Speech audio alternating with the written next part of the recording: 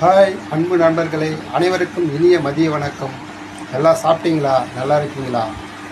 எதுக்கு இந்த ஓன் வாய்ஸ்னால், நம் வாழ்க்கையில் எல்லாருக்கும் கஷ்டம் இருக்கத்தான் செய்யும். அந்த கஷ்டத்தை நாம் பெருசாக ஏற்றுக்கூடாது.